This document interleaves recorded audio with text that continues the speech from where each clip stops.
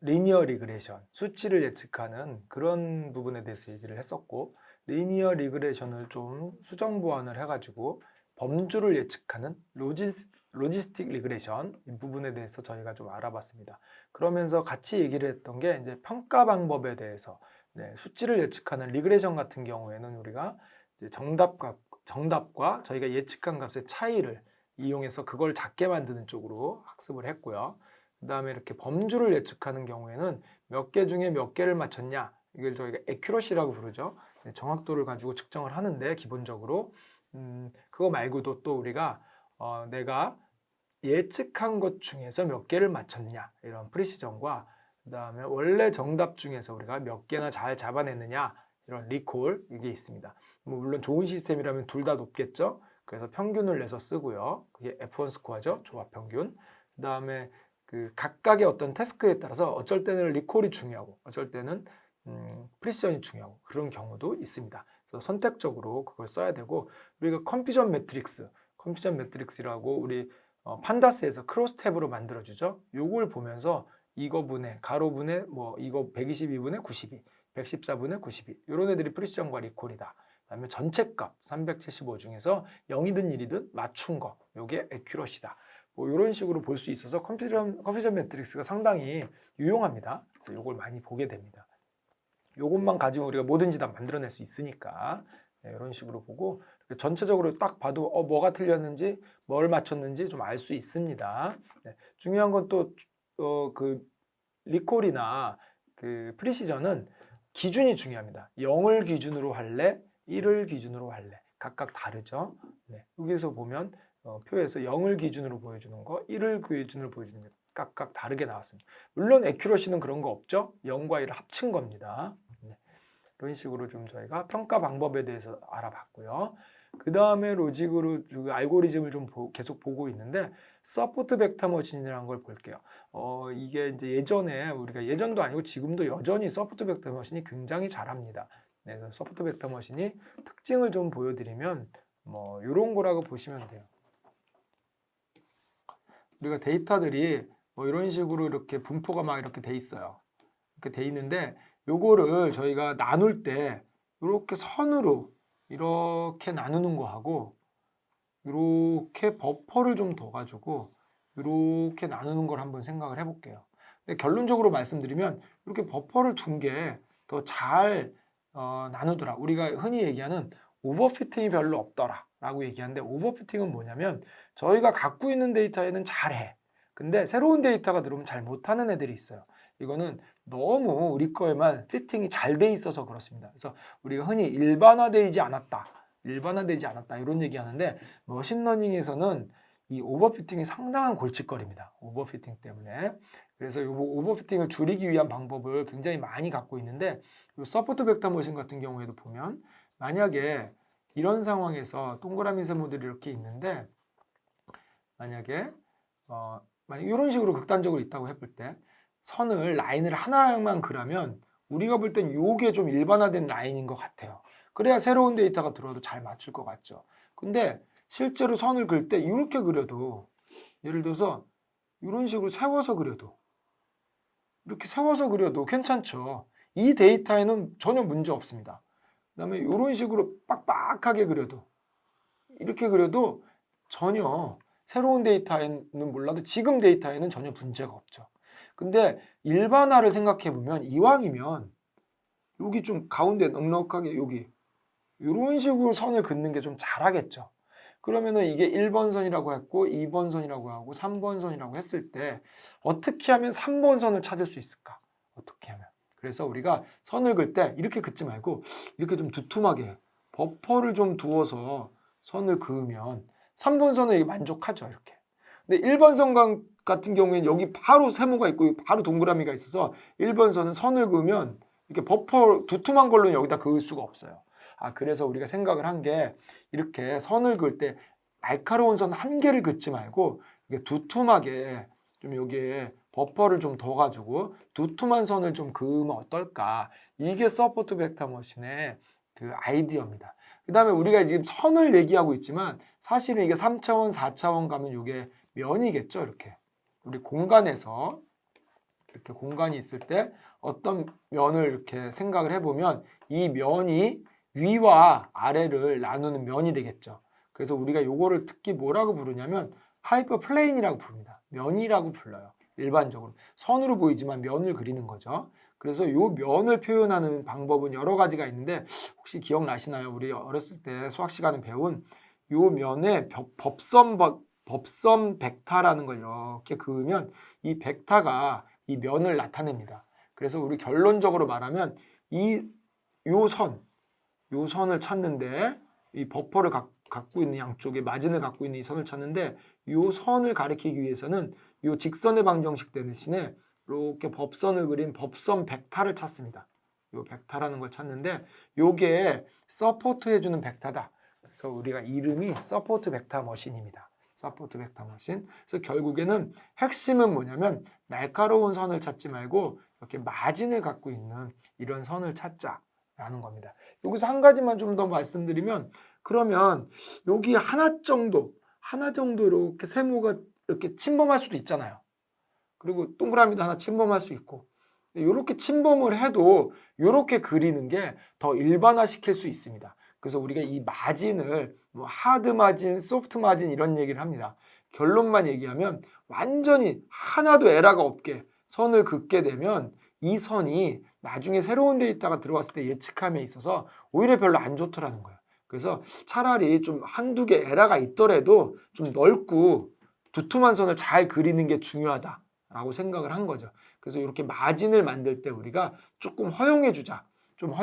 그래서 이걸 저희가 소프트 마진이라고 부릅니다. 그래서 서포트 벡터 머신에서 나오는 용어 중에 마진, 서포트 벡터, 소프트 마진, 하드 마진 이런 아이들이 있습니다.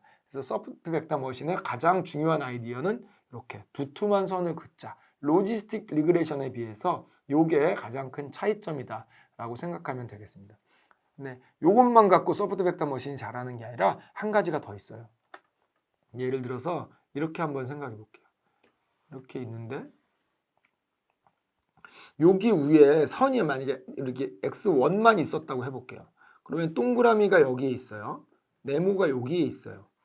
동그라미 여기 있고 네모가 이렇게 있어요. 만약에 이런 식의 이 분류가 돼 있다면 이거 아무리 좋은 알고리즘이라도 찾기가 어려워요. 근데 저희가 x2 값을 하나 더 만들어 봤어요. x2 값. 근데 x1 값 동그라미 여기 맞아요. 근데 x2는 여기 있더라. 근데 네모는 x1은 여기 맞아요. 근데 네모는 x2는 여기에 있더라. 그다음에 동그라미는 여기에 있더라. 네모는 여기쯤에 있더라. 만약에 이렇다면 x1만 갖고는 구별을 못하던 게 x2를 붙이는 순간 이렇게 딱 잘라지죠. 그래서 좋은 x를 붙이는 게 중요합니다. 가끔은 이런 것도 있어요. 여기에 x1이 여기에 있을 때 별로 차이가 안 나다가 x1을 제곱을 하면 좋은 차이가 나타나기도 해요. 좋은 차이가. 그래서 x 값들을 늘리는데 이런 식으로 제곱을 한다든가 아니면 x1과 x2를 곱했더니 그 값이 또 어떤 데이터에 차이를 주기도 합니다. 그래서 우리가 이런 식으로 원래 우리가 피처 엔지니어링이라 그래서 우리 만들었었죠. x제곱도 만들고 뭐 비율도 만들고 이렇게 만들었었어요. 그래서 이거를 아예 알고리즘에다 넣은 거예요. 그래서 알고리즘에 넣어서 어떻게 넣었냐면 자동으로 우리가 데이터를 보고 사람이 선택하는 게 아니라 자동으로 만약에 원래 x1과 x2가 있었다. 그러면 만드는 거예요. x1의 제곱, x2의 제곱, x1 곱하기 x2, x1 곱하기 했죠. 네, 이렇게 2. 이런 식으로 데이터를 x 값들을 더 만들어내는 거죠. 이 두 개니까 다행이지 세 개였어 봐요. 그러면 x1 곱하기 x2, x1 곱하기 x3, x2 곱하기 x3 이런 식으로 만들어지겠죠. 이게 보통 우리가 피처 값을 보통 몇 개를 하죠? 일반적으로 얘는 뭐 상황에 따라 다르겠지만 10개, 20개는 기본이죠. 10개, 20개는 기본입니다. 그러면 이 값들이 엄청나게 많아지겠죠. 이거를 자동으로 이렇게 만들어주는 거예요. 그러니까 X값은 굉장히 많아집니다. 근데 이거를 이렇게 하면 성능이 좋아지기 때문에 우리가 해요. 근데 이거를 X를 이렇게 10개만 해도 조합이 몇 개나 되겠어요. 너무 많잖아요. 그래서 이거를 실제로 데이터를 이렇게 만들지 않고 수학적으로 계산을 해서 만든 거하고 동일한 효과를 내게끔 하는 방법을 저희가 그 SVM이 차용을 했어요. 그걸 저희가 커널이라고 부릅니다. 커널 방식을 썼다라고 부릅니다. 이렇게 원래는 x를 늘려야 되지만 실제로 늘린 것처럼 계산을 해주는 수학적 기법을 쓴 거죠. 그래서 요 커널을 우리가 이런 거를 커널이라고 부르는데, 이 커널은 우리가 여러 가지 기법이 있을 수 있어요. 예를 들어서 이런 식의 다항식의 기법도 있을 수 있고, 어떤 것들은 우리 통계학 배우신 분들은 아시겠지만 이런 정규분포라는 게 있어요. 정규분포를 가지고 이걸 만든 것도 있는데, 이 개념은 뭐냐면, 이건 조금 어려운 얘기긴 한데 수학적으로 우리 익스포넨셜 x라는 애가 있어요. 이런 초월함수들이나 아니면 sin x 이런 애들 있죠. 이거를 예전에 오래된 굉장히 유명하신 분이 테일러란 분이 있는데, 테일러란 분이 이런 함수를 갖다가 전개를 해놨어요. x에 뭐뭐뭐 곱하기 x 더하기 뭐뭐뭐 곱하기 x의 제곱 더하기 뭐뭐뭐 곱하기 x의 3승, 이런 식으로 쭉 전개를 해놨어요. 그래서 무한대까지 하면 결국 이게 이 값이 됩니다.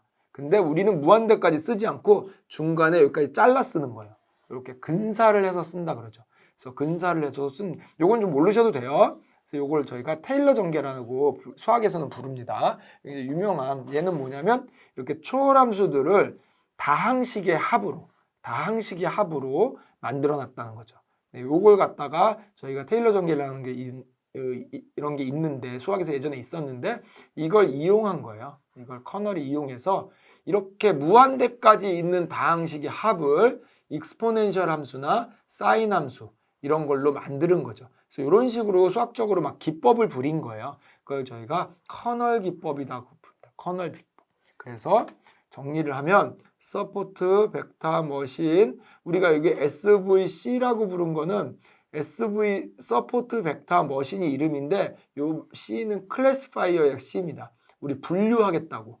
분류 아니고 이거 나중에 얘는 분류하는 것뿐만 아니라 그 수치 예측하는 것도 가능합니다. 그래서 저희가 SVM 중에서 SVC를 쓴다 이렇게 생각하시면 돼요. 근데 그냥 통칭해서 SVM이라고 부릅니다. 얘는 두 가지 특징이 있는데, 마진을 만들어서 폭이 있는 이런 폭이 있는 선을 만들었다. 이게 첫 번째 아이디어고, 두 번째는 커널을 썼다. 커널을 써서 이렇게 결국 커널이라는 건 뭐냐면 x 값들을 증가시킨 거죠. 어떻게? 수학적으로. 실제로 사람이 분석을 해서 이런 x 값들이 좋겠어 라는 게 아니라 수학적으로 x 값들을 증가시킨 겁니다. 그걸 커널 기법을 써서 이렇게 만들었죠. 그래서 SVM의 특징은 이렇게 두 가지를 들 수 있습니다. 이 두 가지가 어마무시한 성능을 나타낸 거예요.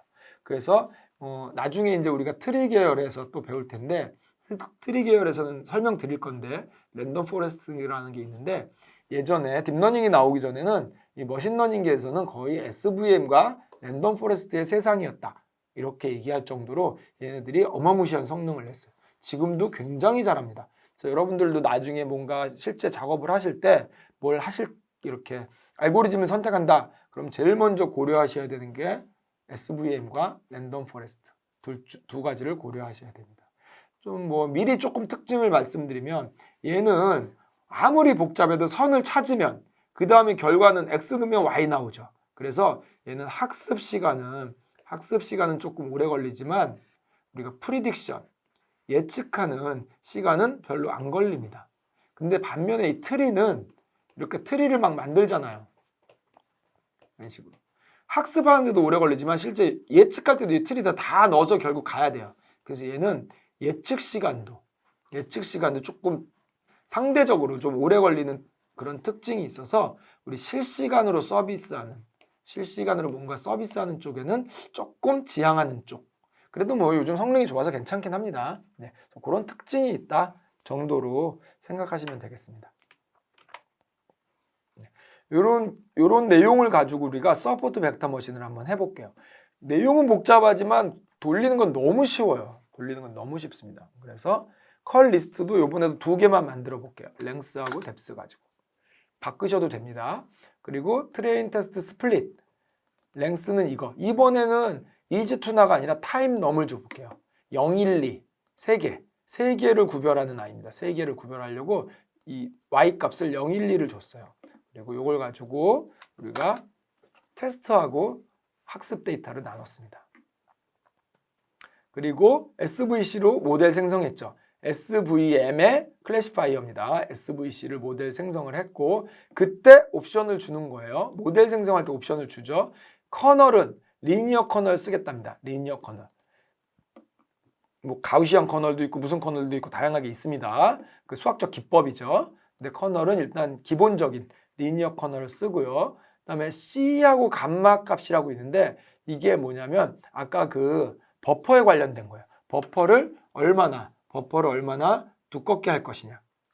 버퍼를 얼마나 두껍게 할 것이냐. 이 안에 소프트 마진을 얼마나 그 집어넣을 것이냐. 뭐 이런 거에 대한 옵션이라고 보시면 돼요. 그래서 정확하게 수학적으로는 수식을 봐야 돼요. 그래서 C와 감마라는 옵션을 우리가 줘야 됩니다. 이런 애들을 저희가 뭐라고 부르죠? 하이퍼 파라메타라고 부릅니다. 하이퍼 파라메타는 사용자가 머신러닝 만드는 사람들이 옵션을 줘야 되는데 요거 우리 농담 삼아 요거는 아트의 영역이다 부릅니다. 아트의 영역은 뭔가 규칙이 있다기보다는 데이터를 보고 오랜 경험에 의해서 선택해 줘야 되는 그런 거죠. 요거 우리 어떻게 한다 그랬죠? 근데 기계적으로 그리드 서치라는 걸 이용해서 그냥 다 넣고 돌려보는 거죠. 그래서 좋은 거 찾는 거. 우리 앞에서도 한번 봤습니다. 어쨌든 머신러닝 모델을 만들 때는 원래 기본적으로 이렇게 하이퍼 파라메타를 넣어주셔야 돼요.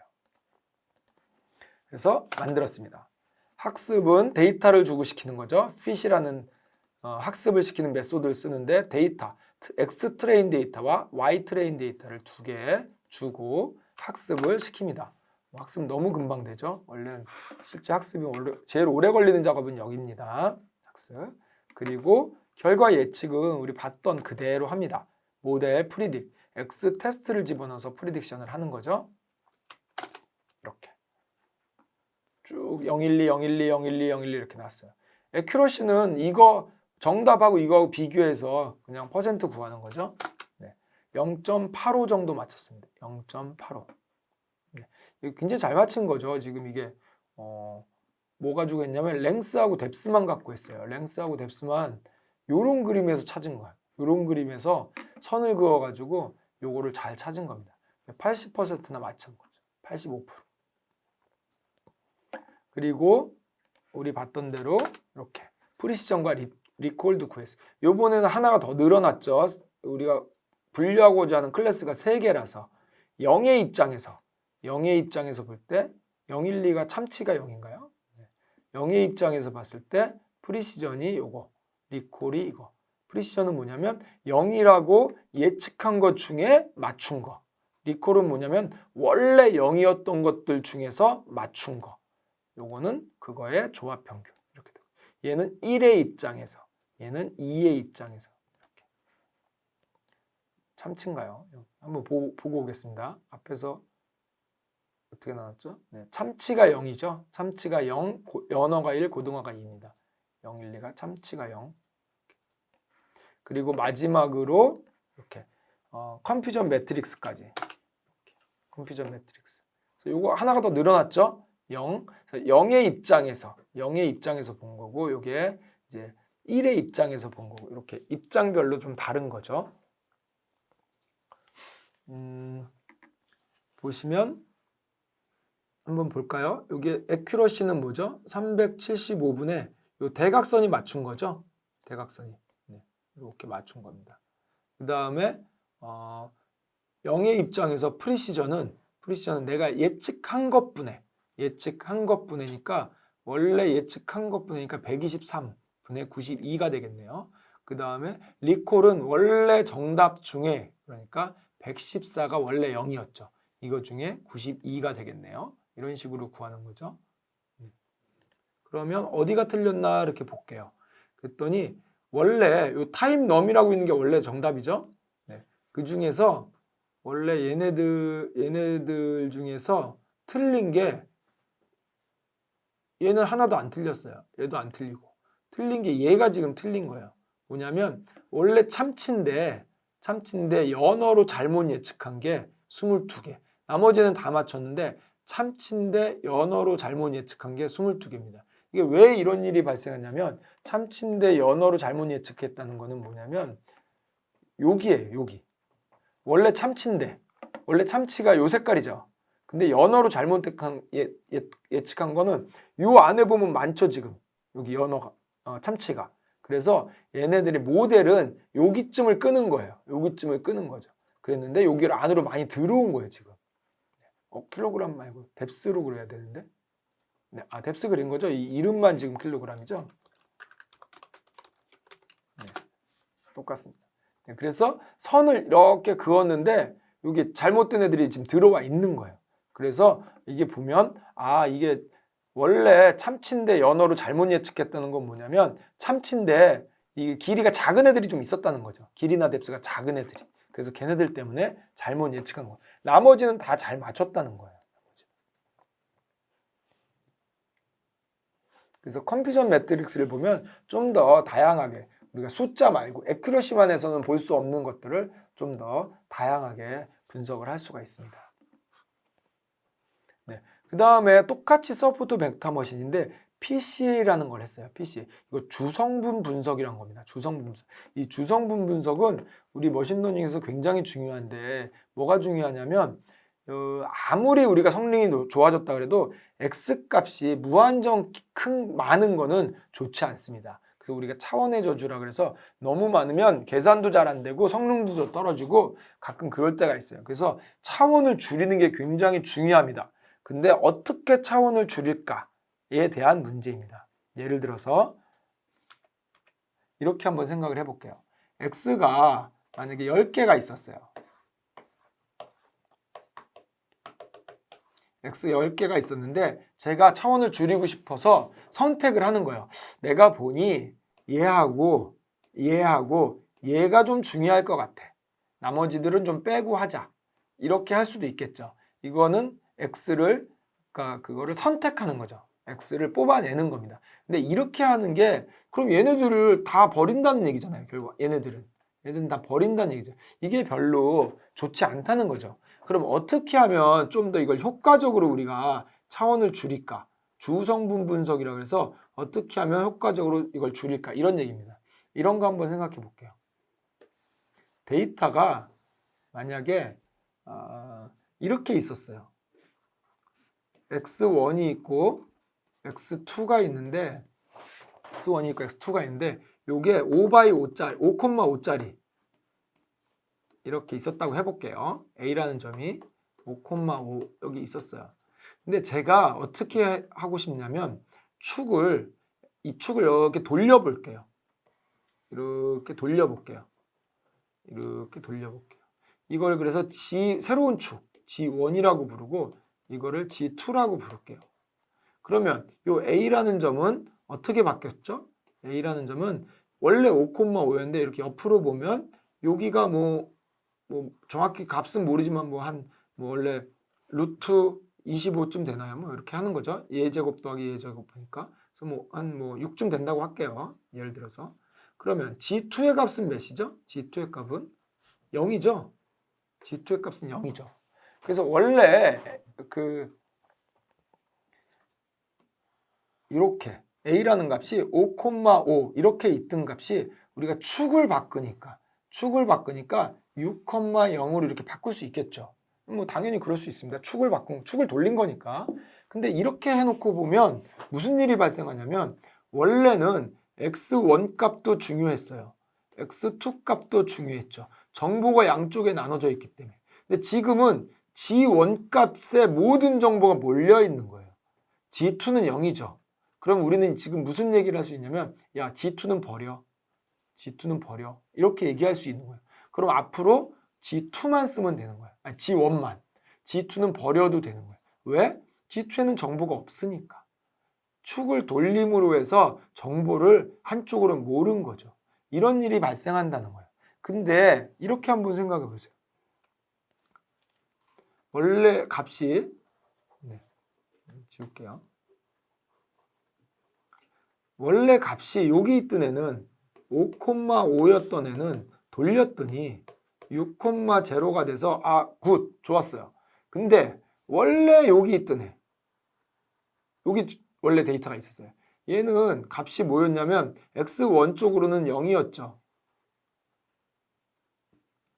똑같이 맞추기 위해서 여기 있는 애로 할까요? 여기 있는 애로 그냥 하죠. 원래 얘는 x1으로는 값이 0이었어요. 그리고 x2로는 뭐 한 7쯤 된다고 할게요. 0,7이었어요. 그래서 데이터가 원래 한쪽에 몰려 있었어요. 근데 축을 돌림으로 해서 얘는 여기가 값이잖아요. 그러니까 뭐 대충 한 3,5쯤 된다고 할게요. 그럼 얘는 값이 3,5로 바뀌었죠. 망했죠. 축을 돌림으로 해서 데이터가 정보가 한쪽에 몰려있던 애들이 오히려 분산이 됐잖아요. 그럼 망했죠. 그러니까 이게 데이터가 하나만 있으면 괜찮은데 2개 이상 있어버리면 이렇게 할 수가 없다는 거예요. 그럼 어떻게 하면 좋겠냐는 거 어떻게 하면 좋겠냐. 그래서 요거를 갖다가 해결한 알고리즘이 PCA입니다. 어떻게 하는 거냐면 이렇게 하겠다는 거예요. 데이터가 원래 이렇게 있습니다. X1 축이 있고 X2 축이 있어요. 근데 만일에 데이터가 이렇게 분포한다고 한번 해볼게요. 일단 데이터가 이렇게 분포를 해야 됩니다. 예를 들어서 데이터가 점이 이렇게 찍혀 있다고 해볼게요. 점이 이렇게 찍혀 있다고 해볼게요. 데이터가 이렇게 쭉 있습니다. 그러면 제가 이렇게 축을 한번 만들어 볼게요. 이 G1을 여기다 만들고 G2를 이렇게 만들어 볼게요. 그러면 어떻게 됐냐면 이 점들을 G1, G2 입장에서 생각해 보면 분명히 G1 쪽으로는 값들이 굉장히 분포가 크겠죠. 근데 G2 쪽으로는 이게 요만큼밖에 안 되잖아요. G2 쪽으로.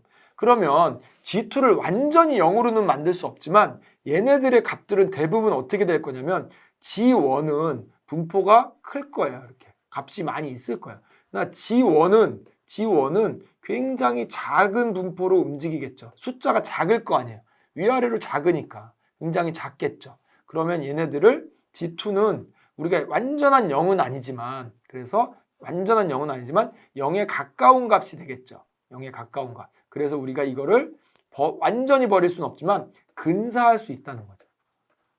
G2를 버려도 100% 정보를 다 갖고 올 수 없지만 최소한 많은 정보를 갖고 올 수 있지 않겠니?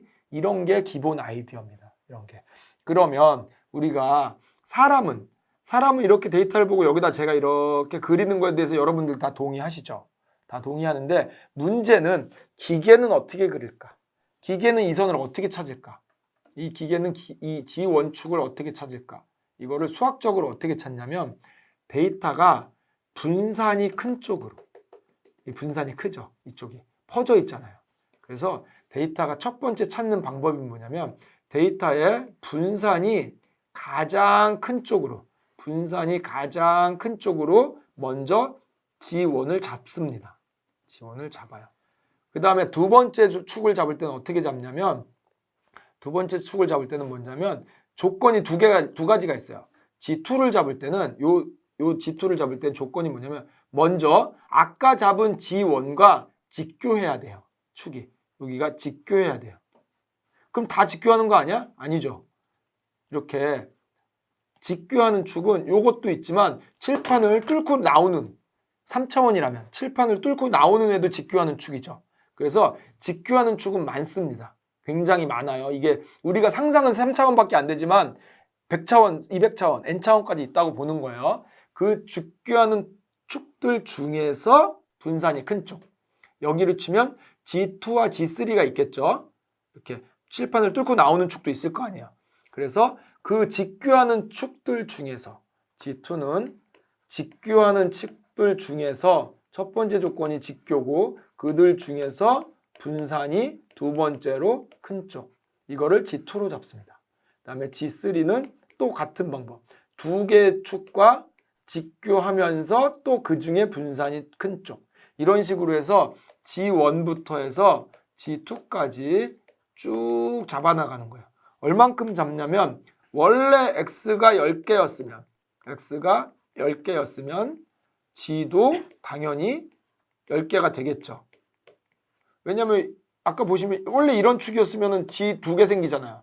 그래서 똑같은 차원으로 x가 10개였으면 g도 10개가 생깁니다. 이렇게 차원을 바꾸는 거예요. 일단 바꾸면 특징이 뭐죠? x는 데이터들이 골고루 분산이 돼 있을 거예요. g는 G1 쪽에 정보가 제일 많이 몰려 있겠죠. 그 다음에 G2, G3, G4 이렇게 갈수록 정보가 조금씩 담겨 있을 거예요. 그래서 일단 축을 바꿉니다. 축을 바꿨으면 그 다음에 해야 되는 일은 뭐죠? 이 수많은 데이터. 이 수많은 데이터가 원래는 X1, X2, 뭐 3,5 이렇게 있었잖아요. 이걸 뭘로 바꿔줘야 돼요? G1과 G2 쪽에서의 그 정보로 바꿔줘야 되죠. 그러면 뭐 하냐면 7,1 이런 식으로 바뀌겠죠. 그래서 이거를 투영한다는 거예요. 투영. 투영이라는 게 이렇게 좌표 구하는 거죠. G1 좌표, G2. 그러면 어떤 식으로 하는 거냐면 먼저 이런 수학적인 식을 이용해서 첫 번째 분산이 가장 큰 쪽으로 G1을 잡고 그 다음에 직교하는 축들 중에서 분산이 큰 쪽으로 G2를 잡고 이런 식으로 10개를 잡은 다음에 그럼 데이터들이 우리가 만약에 100개가 있었다. 1번부터 100개까지 있었다. 이게 X1, X2가 있었다. 이걸 갖다가 G1, G2 쪽으로 싹 다 이렇게 컨버팅을 해줘야 되죠. 그래야 우리가 이걸 이제 사용할 수 있는 거예요. 이 축을. 그래서 새로운 데이터로 다 바꿔주는 거예요. 이 새로운 데이터의 특징은 뭐죠? G1 쪽에 대부분 데이터가 몰려있게 됩니다. 정보가. 그래서 이걸 갖다가 나중에 그러면 G1부터 G2까지, G10까지 우리가 있는데 그럼 어디까지 끊었을 거야? 라고 얘기할 때 뭐 상황 봐서 끊었었는데 제일 그 일반화된 방법이 이렇게 써요. 자, G1만 썼을 때는 몇 프로나 가지고 있어? 대부분 한 50% 가지고 있어요. 잘 된 애들은. 그 다음에 G2까지 쓰면 한 70%? 예를 들면 뭐 G3까지 쓰니까 뭐 90%? 네. 그 다음에 G4까지 쓰니까 뭐 92%? G5까지 쓰면 뭐 93%? 뭐 이런 식으로 점점 이 갭이 줄어들겠죠. 왜냐하면 이쪽에 정보가 많이 몰려 있으니까. 이걸 그래프로 그리면 뭐 이런 식이 돼요. 그래서 G1을 썼을 때 뭐 이렇게 G2를 썼을 때 이런 식으로 이렇게 들어갑니다. 그래서 이 정보 이거는 이제 거꾸로 그린 거긴 한데 그래서 요 부분을 저희가 엘보우 포인트라 그래요. 그래서 여기서부터 더 써봐야 얼마나 별로 차이 없어. 원래. 그러면 여기까지만 끊어 쓰자. 그래서 보통 우리가 뭐 90% 정도 정보를 담고 있는 애까지 끊어 쓴다는 거죠. 그래서 3개만 써도 10개를 쓴 것과 거의 동일한 효과를 나타냅니다. 왜? 정보를 90% 이상 담고 있으니까. 이걸 저희가 주성분 분석이라 그래서 프린서플 분석이라 해서 주성분 분석에서 PCA라고 부릅니다. 프린서플 컴포넌트 어널리틱스죠. 네. 주성분 분석 PCA 굉장히 유명한 알고리즘이에요. 굉장히 저희가 많이 쓰는 거고 나중에 이제 이걸 수학적으로 그럼 어떻게 구해? 아까 뭐 분산이 큰 쪽으로 막 이렇게 했는데 나중에 이제 수학적으로 우리가 구할 때 보면 아이겐밸류, 아이겐벡터 조금은 어려운 선형대수 수학을 이용을 해야 돼요. 그래서 이론은 조금 어려울 수 있으나 내용은 이겁니다. 내용은. 그래서 내용상으로는 뭐 그렇게 크게 어렵지 않게 우리가 접근할 수 있습니다. 자, 한번 보실게요. 그러면 서포트 벡터 머신 아까 했었던 걸 갖다가 아까는 2개만 갖고 했죠, 우리가. 2개만 갖고 했어요. 랭스하고 뎁스 2개만 갖고 했어요. 2개만 그냥 뽑은 거죠. 근데 우리 요번에는 전부 다 5개를 갖고 할 거예요. 하나, 둘, 셋, 넷, 5개를 갖고 할 거예요. 근데 이걸 5개를 그냥 안 쓰고 PCA라는 모델에다 넣을 거예요. 근데 이 컴포넌트를 나 2개만 뽑아줘. 이렇게 한 거예요. 2개만 뽑아줘. 그러니까 여전히 우리는 데이터를 할 때 2개만 쓸 거예요. 2개만. 근데 그냥 아까 랭스 뎁스를 2개를 쓰는 게 아니라 PCA로 G1, G2로 바꾼 다음에 그걸로 변형시킨 다음에 G1, G2만 쓰겠다는 거예요. G1, G2만. 그래서 PCA 모델, 이것도 똑같죠? PCA 모델 만든 다음에 그것.점 fit. 근데 얘는 fit하고 뭐하고 그런 게 아니라 그냥 fit을 하면서 트랜스폼을 하는 거예요. fit은 하는 역할이 뭐죠? fit은 G1, G2, G3 이거 찾는 거예요. 지금 하나, 둘, 셋, 넷, 5개니까 G5까지 찾았겠죠. 찾은 다음에 여기 두 개만 쓰라고 했으니까 G1, G2만 쓸 거예요. 그리고 나서 트랜스폼이 하는 역할은 뭐냐면 원래 X1, X2로 돼 있던 좌표를 갖다가 G1, G2로 다 바꾸겠다는 얘기예요. 다 바꾸려고 하는 겁니다. 그래서 얘를 주고 바꾸라는 거죠. 그리고 찍어볼게요. 이렇게 나오는 어레이. 여기 보면 G1, G2입니다. G1, G2, G1, G2 이런 식으로 데이터를 쭉 다 바꾼 거예요. 그럼 이제 지금 X값이라고 해야죠. 들어갈 때는 X값 몇 개예요? 두 개. 두 개를 넣은 거예요. 아까도 두 개. 아까는 랭스덱스만 넣은 거죠. 지금은 이 5개를 조합해가지고 축을 바꾼 다음에 여전히 두 개만 넣은 거예요. 여전히 X가 두 개입니다. 중요한 건 뭐냐면 똑같이 X의 개수가 두 개인 거예요. 그리고 나서 똑같은 거 한 거예요. 리니어 썼고 0.1 썼고 0.1 썼고 학습시키고 예측하고 이걸 그대로 해본 겁니다. 그대로. 그리고 돌려봤더니 네, 이렇게 나온 거예요. 보시면 애큐러시가 0.98입니다. 다 맞췄어요. 뭐만 틀렸어요? 요거 3개. 원래 고등어인데 연어라고 잘못 예측한 거 3개 빼고는 싹 다 맞춘 거예요. 아까는 80 몇 프로였죠. 78%는 80 몇 프로였죠. 엄청난 차이를 나타내는 거죠. 물론 이거를 5개를 넣고 다 맞추는 건 오케이. 왜냐하면 이걸 랭스뎁스만 넣고 맞춘 거랑 나머지 중요한 변수들을 더 집어넣고 맞추면 당연히 잘하겠죠, 얘가. 근데 지금 5개 넣은 게 아니죠. 5개 넣지 않고 2개만 넣었어요, 2개. 근데 2개를 그냥 넣은 게 아니라 가공을 해서 넣은 거죠. 어떻게? 조성분 분석, PCA라는 걸 이용해가지고 축을 바꿔가지고 데이터를 수정한 다음에 그 중에 2개만 끊어 쓴 겁니다. 이게 굉장히 큰 성능을 나타내는 거죠. PCA는 실제로도 굉장히 중요하고 우리가 잘 알아야 되는데 이 수학이 조금 어렵습니다. 막 아이겐벡터, 아이겐밸류가 나오고 수학이 조금 어려워 사람들이 대부분 그냥 그렇구나라고 쓰기만 해요. 근데 이 정도로 좀 이렇게 원리만 알고 계시면 뭐 비록 수학은 모른다고 하더라도 원리만 확실하게 알고 싶으면 이제 우리는 활용할 수 있습니다. 어디에도 활용할 수 있겠죠. 네. 그래서 PCA는 굉장히 중요하게 우리가 봐야 되는 그런 항목이라고 보시면 되겠습니다. 네. 여기까지 해서 저희가 지금 그 리그레션 계열의 로지스틱 리그레션하고 소프트 벡터 머신 2개를 살펴봤고 PCA라는 걸 이용해 가지고 축을 줄이는 것도 한번 살펴봤습니다.